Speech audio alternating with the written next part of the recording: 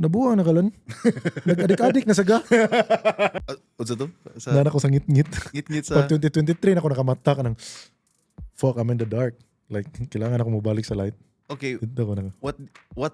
what instance do you think na that happened? Ngano na itabo na nakamata ka kumbaga? Actually, akong mama magpapagid kay sige na jud ko ko like kana sige na sila ko ko ba. Unsa naman ka wala naman kay ayo kanang wala kay gibuhat sa kinabuhi. Moto naka-reflect sad ko kay sige mo og basa good. Actually, like not really a lot of people know this but like grabe kay ko mobasa. Like reader jud ko sa pagbata nako. Nya ato nga time kay there's like 2 books nga naka-help yun ako. Meditations by Marcus Aurelius and Man's Search for Meaning by Viktor Frankl. Mo gito like mga kuan nga nausab akong perspective ba. Kaya ang kanang meditations kay is actually the diary of Marcus Aurelius, one of the greatest emperors of Rome.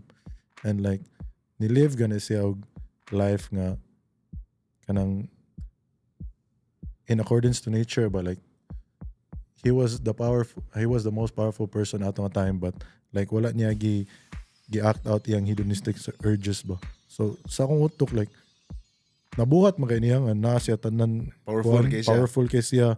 So ako na noon dili na ko mapugngan akong self nga wala ra ko like ordinary person ako. So mao gid time niya mo to naka-decide ko like grabe ko ka deep thinker man. So ni promise ko sa akong self nga like okay lan kanang kay kato nga time matug ko buntag naman kay sa lifestyle ba. So matug ko alas 9 na alas 10 mata ko gabi na kanang tinglaag na ba. Mo gito niya mo to ni promise ko sa akong self nga bahala na no matter what happens umata jud ko ning alas 6 nya mugawas ko magpasingot ko like just to change my circadian rhythm ba. So mo to mata wala size sus labad gyud ako kanang ko sabot usara ka oras akong tuog ba.